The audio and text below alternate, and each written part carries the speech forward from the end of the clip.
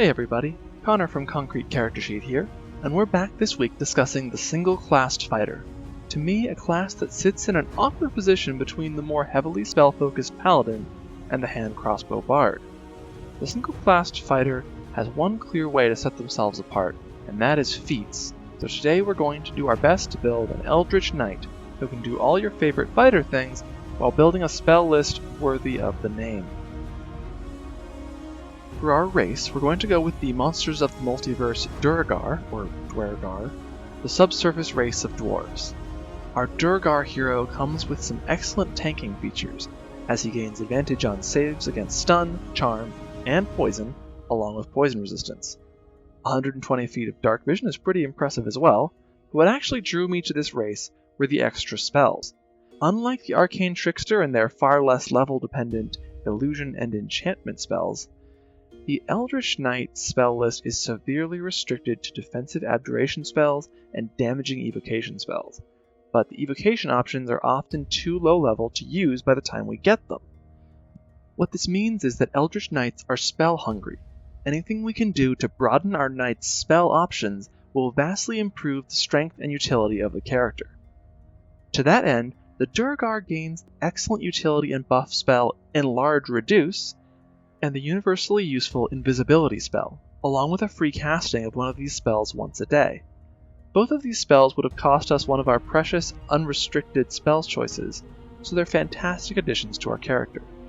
For a stat line, our enemies aren't actually going to be rolling against our spell save DC all that often, so while we are going to raise our intelligence later on, my main options were choosing between 16 Constitution and 13 Intelligence, or 14 Constitution and 15 Intelligence. Though our Ray of Frost spells won't land as often, I decided to go for the hit points. We do concentrate on spells a lot, so being tankier and having the better Constitution save is more valuable. For our final stat line is 17 Strength, 16 Constitution, 13 Intelligence, 12 Wisdom, 8 Dexterity, and 8 Charisma. Our background is actually going to be Folk Hero, though it may not sound like it at first. Born in the Underdark, our Duergar was enslaved by the Fomorians, and before he could be worked to death, a hag made a trade for him, seeing his magical potential. The hag brought him to the surface world and taught him some basic magic so that he might serve her better, but he rebelled and slew her. The local village regards him as something of a hero, and he feels kinship to those downtrodden and beaten down by ruling classes. Still, the skills don't quite match up, so I'll switch them out. Our skills will end up as Athletics, Perception, Arcana, and Stealth. We'll be using Invisibility to cancel out our stealth disadvantage after all. At level 1, we've gotten ourselves some basic equipment, including a big sword with which to take down our foes. We'll probably change our fighting style a few times over the levels, but at level 1 we'll take Interception, as our folk hero defends those who cannot fight back. We also gain Second Wind to help our survivability. At Fighter 2 we gain Action Surge. No explanation needed, attacking more times is great, and we're only going to beef this up further down the line. At Fighter 3, our magical training starts to show through, and we become an Eldritch Knight. Our starting spells will be Shield, Protection from Evil and Good, and Find Familiar as our unrestricted spell. If someone in your party already has a familiar and you don't want one, an interesting second choice is Expeditious Retreat.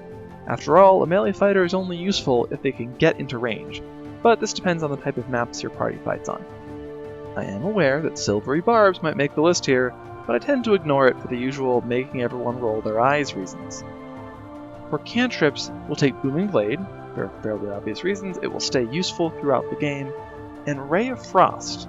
There are better ranged damage options, we'll be using the 10-foot speed reduction later on. Don't forget we have access to 1 casting per day of Enlarge Reduce, and enlarging yourself will increase the damage you deal with your sword by a decent 2.5 on average. Only cast it as a buff if you've got time before your enemies arrive, I'd say.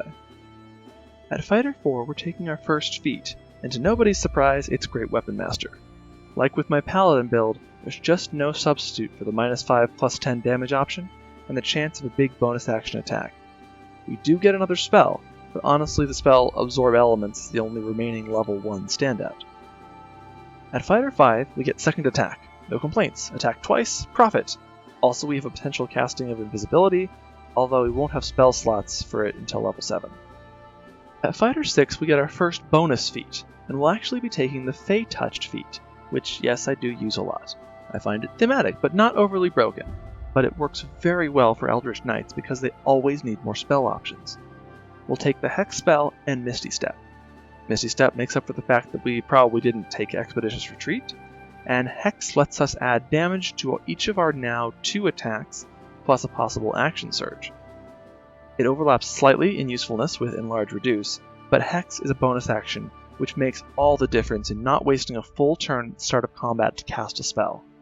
Plus, it can help us grapple if need be, and our Intelligence modifier has bumped up to a respectable +2. At Fighter 7, we get a really interesting feature, War Magic, which allows us to use Booming Blade on top of a bonus action attack. This is fine, but honestly not that much different than making 2 attacks with a chance for a 3rd bonus action attack.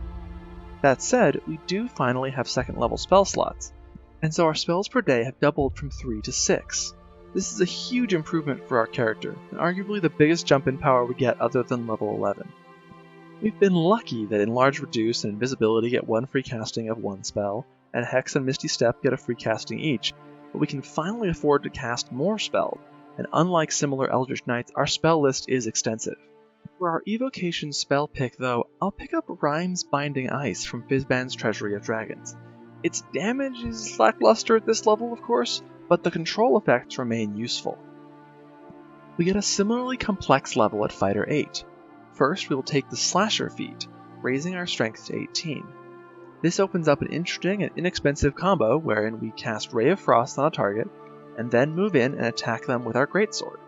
Their speed drops by 20 feet, hampering their ability to chase down our allies and improving our ability to tank.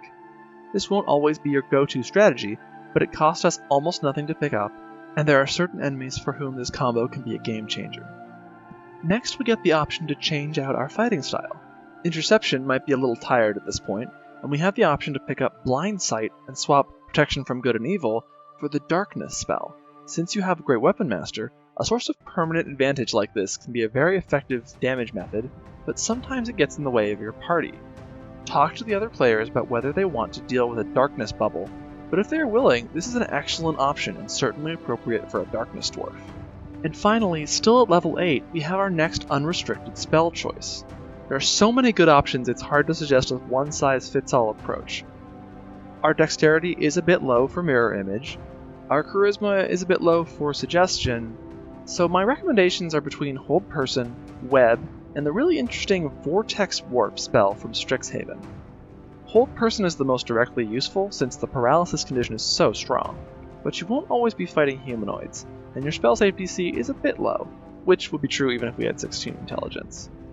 Web is an area of effect Restrain, but it has some odd limitations in terms of placement across walls or floors, so it can depend on the campaign.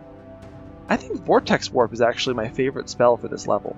It doesn't conflict with us using our concentration on Hex, but we can use it to maybe teleport an enemy across a room to us, or guaranteed save an ally from being surrounded by foes, stuck in a rising pool of acid, position our friendly barbarian next to the boss monster, rescue the damsel from the cage without ever having to approach the trapped floor.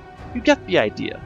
I'll be taking Vortex Warp because it gives us downright wizardly options with no real downside other than that it's a constitution save for enemies, so it is much better used on friends.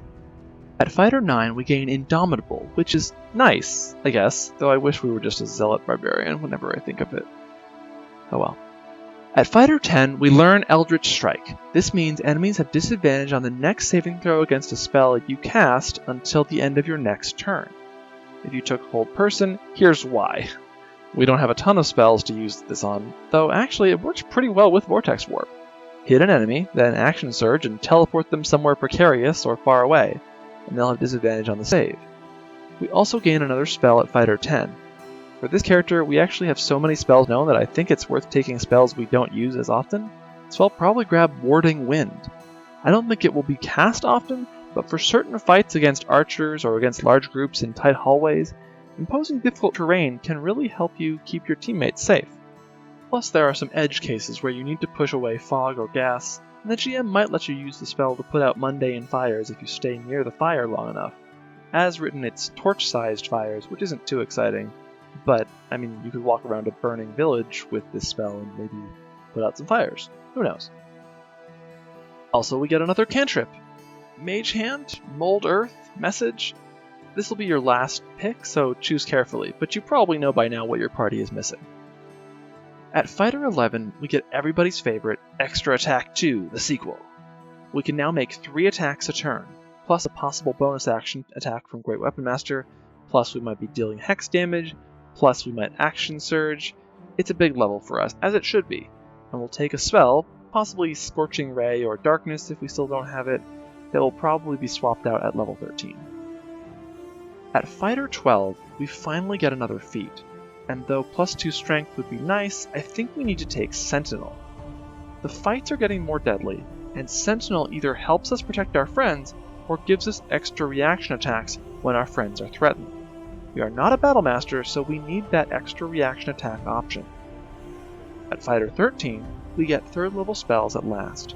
This is another big jump in our spell slot count. We will be taking Counterspell and either Fireball or Lightning Bolt, swapping out the spell we took at level 11.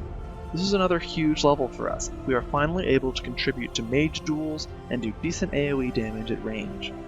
This level, Lightning Bolt might be better if a lot of your enemies are immune to fire, by the way. Plus, we get another use of Determination! Yay! Exciting! At Fighter 14, we get an unrestricted spell, and it'll be Fly. There are other options, but I don't think there's anything at this level that really competes with your fighter can get into the fight in the sky, or fly up to the place and vortex warp the other party's members to you. There are other spells, but really, the fact that you can fly and counterspell while your Battle Master brethren can't is what sets you apart in the endgame. At this level, we'll also get another ability score improvement, and we will finally take +2 to our strength to max out our to hit and damage. At Fighter 15, we gain Arcane Charge, which sounds not all that impressive at first glance, but really is. With Arcane Charge, we get to teleport 30 feet pretty much any time in the turn once we declare that we will be using Action Surge. And this 30-foot teleport is free. So suddenly we are talking about a character who can teleport 30 feet, make 3 attacks, teleport another 30 feet with Misty Step, and make another 3 attacks, and still move 30 feet on foot after that. It's quite impressive, and it only gets better at level 17. This combo is a big reason we didn't multiclass out of Fighter sometime after level 11. At Fighter 16, we get another evocation spell.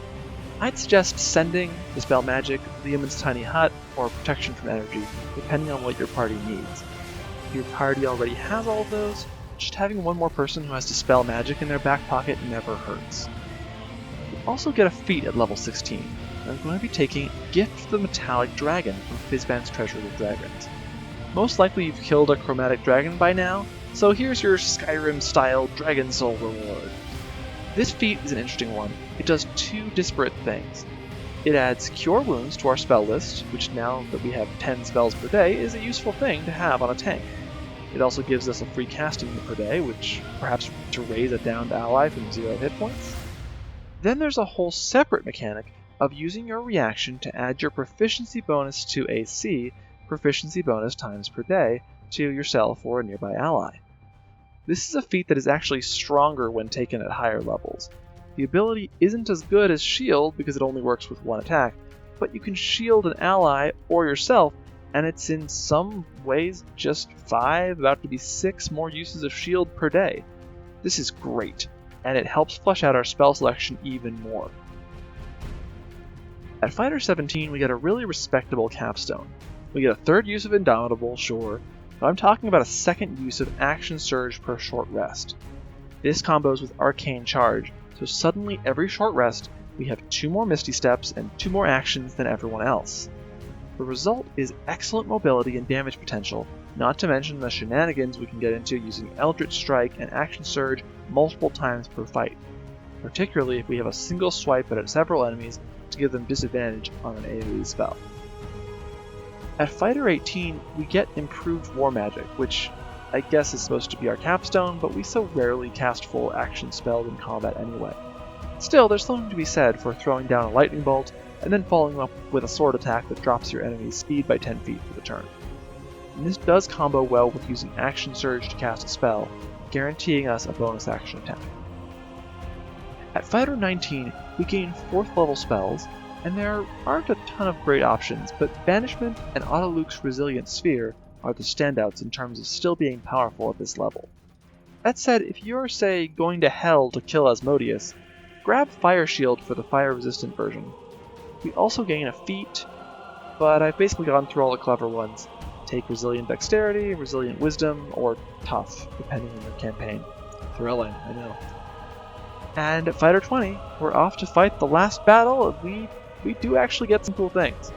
For our unrestricted spell choice, I'd recommend Polymorph, a spell that is good at any level, particularly when you can slice your enemy to give them disadvantage on the save, or turn yourself or your allies into a giant ape when you or they need more hit points. And of course, Fourth Attack! Fighter 20! It's not the most serious of capstones, because how long will you really be level 20? But Eldritch Knight really does give us good abilities into the high levels, so I think it's worth planning for Fighter 20. Well, that's the build. We've done our best to make a capable tank with interesting combos, such as the Ray of Frost plus Slasher combo, the Hex plus lots of attacks combo, Eldritch Strike plus Vortex Warp or Hold Person, Action Surge plus literally anything. We are a full martial character who can fly, counterspell, polymorph, and teleport people around the map. All in all, I'm pretty dang happy with our fighting wizard. As our Durgar heads off to do more slicing, dicing, and teleporting, I humbly request that you might like and subscribe to the channel. I will see you all next time. And remember, always look both ways when crossing the Underdark.